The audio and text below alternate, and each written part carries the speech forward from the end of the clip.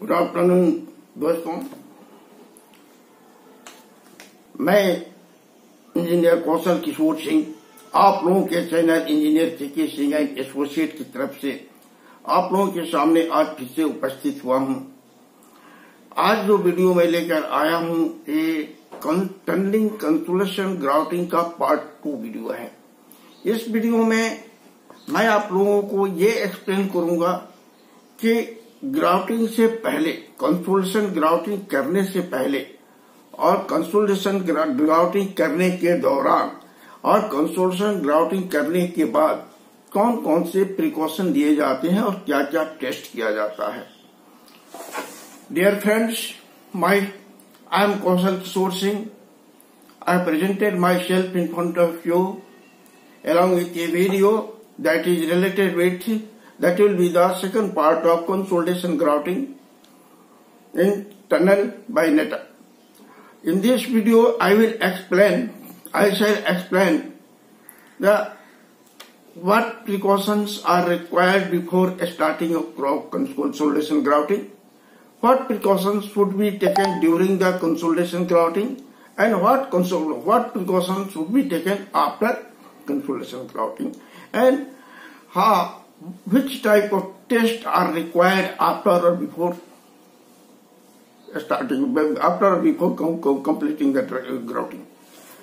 Now, first I wanted to explain grout material. Regarding grout material, grout material includes cement, sand, water, and admixture, if any. The quality of this material need to be checked from time to time.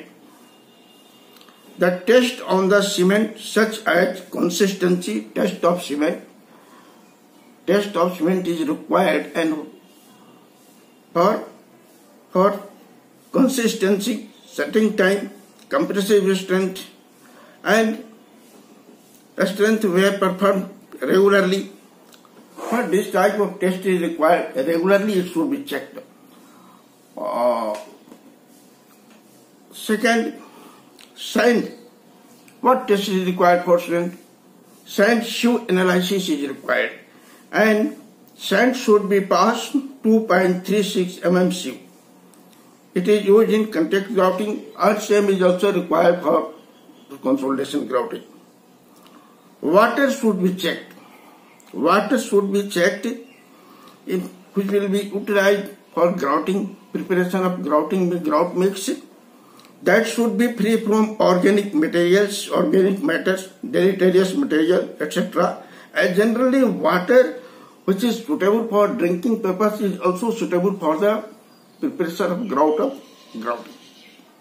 mix of grout. दोस्तों, तो सबसे पहले मैं आप लोगों को grouting material के बारे में बताऊं कि ग्राउटिंग करने वाले जो मटेरियल होता है, जैसे कि cement, sand, chemical mixture, water, इसका पीरियडिकली हमेशा चेक होना चाहिए। कम से कम हफ्ते में एक बार तो चेक जरूरी है। अब सीमेंट का क्या क्या चेक करेंगे, किस चीज के लिए आप सीमेंट चेक करेंगे, तो सीमेंट का विस्कोसिटी, सीमेंट को चेक करेंगे, उसका सेटिंग टाइम, उसका consistency and compressive strength. Cement का क्या क्या चेक करेंगे, setting time, consistency, setting time and compressive strength. Similarly उसी तरह से सैंड का भी चेक करते हैं, तो सैंड का क्या चेक करेंगे, उसका सिव चेक करेंगे।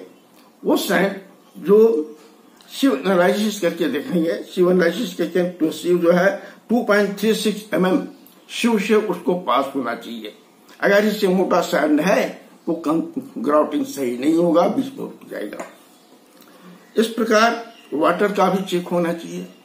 पानी जो है, वाटर जो है, ऑर्गेनिक मटेरियल से, ऑर्गेनिक मैटर से फ्री होना चाहिए, और जनरली वो वाटर यूज करना चाहिए जो ड्रिंकिंग करने के पर्पस में आता है, ड्रिंकिंग करने के लिए सुटेबल है। तो ये रह गया बिफोर और during, before starting the grouting, during operation of grouting, ये चेक होना चाहिए। अब रह गया ग्राउट मिक्स का चेक। ग्राउट मिक्स का चेक कैसे करेंगे, लेबोरेटरी में काम करने से स्टार्ट करने से पहले लेबोरेटरी में ग्राउट मिक्स का चेक होना चाहिए। दैट आई एम एक्सप्लेनिंग है। Laboratory testing is used to evaluate the proposed grouting material for chemical and physical properties of grout mix. Chemical analysis of mixing water and sieve analysis of are the two common tests. Laboratory testing of the grout mix is also should be done to evaluate the properties of viscosity. Grouting का जो mix है हम बनाते हैं तो उसका physical और chemical और फिजिकल प्रॉपर्टी को चेक करते हैं, होना चाहिए। और बेसिकली जो ग्राउट बनाया जाता है जिसको हम लोग यूज करते हैं उसमें water cement different water cement ratio देकर के डिफरेंट उसका विस्कोसिटी जो है, जो ग्राउट तैयार होता है उसका विस्कोसिटी यानी उसकी सघनता, उसकी मोटाई, ग्राउट की मोटाई, ये चेक किया जाता है कि कितना है, कितना हम वाटर सीमेंट रेशियो किस तरह से आगे पीछे करके उसको हम सेट करते हैं, और कौन सा जो है ग्राउट मिक्स होल में इजिली इंजेक्ट किया जा सकता है। इसके लिए हमेशा चेक होना चाहिए, प्रैक्टिकली हर हफ्ते में चेक होना चाहिए, हो सके तो हर 2 दिन के बाद होना चाहिए। और प्रिफरेबली की ग्राउटिंग स्टार्ट करने के पहले हर बार चेक होना चाहिए। तो दूसरा, laboratory testing of the grout mix is also required to evaluate the properties such as viscosity, sedimentation, shrinkage, density and compressive strength. ये सारी चीज के लिए भी ग्राउट मिक्स का चेक जरूरी है। The quality of grout in its fuelled state was tested should be tested for density, viscosity and sedimentation और bleeding density, कितना ब्लीड कर रहा है, ग्राउट करने के दौरान कितना ब्लीड कर रहा है, ग्राउट करने के बाद कितना ब्लीड कर रहा है। आगे है ये the proportion of material required for preparation of grout mix. It should be checked by ASTM mass funnel viscosity test, or it should be checked by viscosity for grout mix at proportion is 3:1, 3 water or 1 cement. ये common चीज है, common required है। इसके अलावा भी other than this, if grouting is going unexpectedly much and more then their viscosity should be increased. उनकी मोटाई जो है, गढ़ता है, सघनता जिसको बढ़ाया जाता है सीमेंट के क्वांटिटी को बढ़ाकर और वाटर के क्वांटिटी को घटाकर। तो ये ऑपरेशन के दौरान करना है। ये तो मैं एक ब्रीफ डिस्क्रिप्शन दे रहा हूं दोस्तों, इसका अगर डिटेल डिस्क्रिप्शन दूं that will require much time, जो कि संभव नहीं है, आप लोग वीडियो देखेंगे नहीं। अब आइए प्रिकॉशन क्या क्या हमको लेना है ग्राउटिंग के दौरान वो बताते हैं। कंसोलिडेशन ग्राउटिंग के दौरान provision shall be made to permit accurate control of grouting pressure and volume as per the contract specification. All holes and pipe should be of a small diameter to ensure high velocity flow without segregation inside the hole. Grafting operation shall be performed without major interruption. Grouting operation बिना किसी interruption का उसमें smoothly run होना चाहिए। In case of an interruption before completion of grouting, the hole shall be washed and cleaned with water अगर कोई problem आता है, इंटरप्शन आता है इंजेक्ट करने में, ग्राउट को इंजेक्ट करने में, तो ग्राउटिंग को बंद करके उस होल को वॉश करना चाहिए प्लेन वाटर से। प्लेन वाटर से वॉश करके फिर से ग्राउटिंग करना चाहिए। नेक्स्ट है grouting in the tunnel shall be performed in a manner that pressure are equally distributed and do not overstress the lining, tunnel lining, and accordance with the specification of contract document. Next है strata grouting shall start with neat cement grout. Strata grouting जो rock का strata है, उसके लिए क्या करना है, उसको मजबूत करना है, सॉलिड करना है, कंसोलिडेट करना है। तो उसके लिए क्या करते हैं कि strata grouting shall start with neat cement grouting. इसकी विस्कोसिटी कम होनी चाहिए, उसका मोटाई कम होना चाहिए, मानी उसमें वाटर का कंटेंट ज्यादा होगा और सीमेंट का कंटेंट कम होगा। ये फिर प्रैक्टिकली टेस्ट करने के बाद, लेबोरेटरी टेस्ट करने के बाद इसको फाइनल करते हैं। Depending on the grout taken, the water cement ratio may be reduced subsequently. In case of large grout take, injection shall be continued with cement mortar grout. Final injection shall be done with neat cement grout again. यानी कि जहां पर strata जब week है, joint prominent है, तो उस joint दिखाई पड़ रहा है, दरार उसमें रॉक के स्ट्रेटा में है, तो वहां पर जो ग्राउटिंग होगा वो क्या कहते हैं कि उसका विस्कोसिटी लो होगा, यानी वो सीमेंट की क्वांटिटी ज्यादा होगा, कम होगा, और वाटर का क्वांटिटी ज्यादा होगा। और ये चीज वहां पर जिस साइट में करना है वहां पर इसको प्रैक्टिकली करके, लेबोरेटरी टेस्ट करके तब इसको फाइनल करना है। इन case of pressure building up when using a cement, when using a sand cement and mixed grouting shall be stopped and the whole should be washed. जब हम ग्राउटिंग कर रहे हों और उस समय सीमेंट वो ग्राउट है, सीमेंट सैंड का ग्राउट है, वो रुक जाता है, तो ग्राउटिंग को स्टॉप करके उसको क्या करना है, होल को साफ करना है।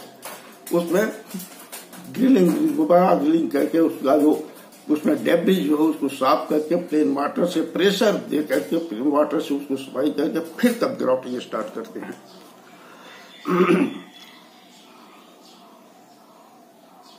इन case of any grout communicating between hole, grout shall be done simultaneously और hole were grouted tissue shall be plugged. कभी कभी ऐसा होता है कि दो होल आपस में इंटरलिंक हो जाते हैं। अगर एक होल में हम ग्राउट दे रहे हैं तो उसका जो ग्राउट है किसी दूसरे होल में निकलने लगता है। इस हालत में हम क्या करेंगे कि जिस होल से ग्राउट निकल रहा है उसको प्लग कर देंगे, उसको प्लग कर दिया जाएगा। सीमेंट सैंड मोटर का, सीमेंट और सैंड का रिच मोटर बनाकर उसको प्लग कर देंगे। प्लग करने के बाद तब हम ग्राउटिंग स्टार्ट करेंगे। जब ग्राउटिंग हो जाएगा तब उसके बाद से फिर उसको माइनर ड्रिल करके प्लग को बाहर करके फिर हम उसको भी ग्राउट करेंगे। Grouting should be treated as completed. Consolidation grouting should be treated as consolidation when the required pressure can be kept constant over a period of 10 minutes. यानी कंसोलिडेशन ग्राउटिंग हमारा पूरा हो गया है कि हम कैसे फैसला करेंगे, कैसे इसको डिटेल करेंगे, हम समझेंगे कि हमारा ग्राउटिंग कंप्लीट हो गया है। अगर एक होल में हम ग्राउटिंग कर रहे हैं और एक ही प्रेशर पर ग्राउट उसमें जा रहा है, जाने के बाद एक ही प्रेशर पर रख रहे हैं और ग्राउट का स्पीड जो है कम हो रहा है, इनटेक कम हो रहा है, ये हम 10 मिनट तक ऑब्जर्व करेंगे। Within 10 minute, up to 10 minute ये ऑब्जर्व करना है उसमें ग्राउट का रेशियो कितना जा रहा है, किस स्पीड से जा रहा है। अगर वो स्पीड कम है या ग्रेजुअली कम होता है तो हम समझेंगे कि उसका ग्राउटिंग कंप्लीट हो गया। फिर उस हालत में क्या करेंगे, हम होल को उसमें से ड्रिलर निकालकर उसको पैक कर देंगे, यानी सीमेंट सैंड मोटर बनाएंगे और उसको पैक कर देंगे, उसको सील कर देंगे।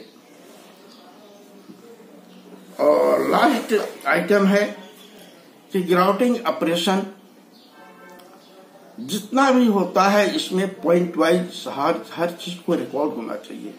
जैसे एक पार्टिकुलर आरडी पर हमने कितना होल किया, टाइप होल हुआ, how many holes are drilled, और उसमें प्रत्येक होल को नंबर वाइज कर देना है। नंबर वाइज उस होल में कितना इंटेक हो रहा है, कितना सीमेंट इंटेक हुआ और उसमें कितने देर तक ग्राउटिंग हुआ, ये चीज रजिस्टर में एंट्री होना चाहिए हर सर्कल। जैसे कि मान लीजिए कि आज आरडी नंबर 10 पर हमने किया, वहां पर हमारे जितने होल है हर hole number 1, number 2, number 3, number 4, number 5 करके आरडी 10, वहां पर रजिस्टर में क्या लिखेंगे, RD 10 hole number 1, hole number 2, hole number 3, hole number 4, hole number 5, hole number 5, hole number 6 और 10 सब पर नंबरिंग कर देंगे, उसको पेन से नंबरिंग करके। और तब उसमें जो ग्राउट जा रहा है, कितना सीमेंट गया ग्राउट, कितने देर तक गया ग्राउट, कितना प्रेशर दिया गया, किस तरह का सीमेंट उसमें ग्राउट में मिक्स बनाया गया, कौन सा एडमिक्सचर यूज किया, कौन सा केमिकल हमने यूज किया, ये हमारे रजिस्टर में एंट्री होना चाहिए। Date wise, RD wise, hole wise, क्योंकि उसी के बेस पर टनल का जो फर्दर इवेल्युएशन है किया जाता है कि टनल हमारा कितना स्टेबल है, कितना स्टेबल होगा, फ्यूचर में हम इससे क्या एक्सपेक्ट करते हैं, कितने दिनों तक ये चलेगा, कब इसको कुछ डिस्टॉर्शन या कुछ डैमेज होगा, ये इस पर हमारे जो एक्सपर्ट होते हैं वो लोग इसको निकालते हैं। तो ये करना जरूरी होता है। तो दोस्तों, कंसोलिडेशन ग्राउटिंग के लिए जो इक्विपमेंट और प्लांट लगते हैं वो तो पहले भी मैं बताया हूं। और इसमें ग्राउट पंप लगता है, एजिटेटर लगता है मिक्सिंग के लिए, ग्राउट पंप के साथ ही में रहता है, सीमेंट सैंड और एडिटिव्स मटेरियल्स केमिकल्स भी इसमें यूज किए जाते हैं। तो वो सीमेंट और सैंड ज्यादातर माइक्रोफाइन सीमेंट अगर यूज किया जाता है कंसोलिडेशन ग्राउटिंग के लिए तो ज्यादा अच्छा होता है, लेकिन वो महंगा पड़ता है क्योंकि दैट इज वेरी कॉस्टली, उसको यूज कम करते हैं लोग, ओपीसी सीमेंट से ही कर देते हैं। और सैंड की जो एनालिसिस है, सीव एनालिसिस, वो भी हमने आप लोगों को बताया कि सीव पासिंग कितना होना चाहिए,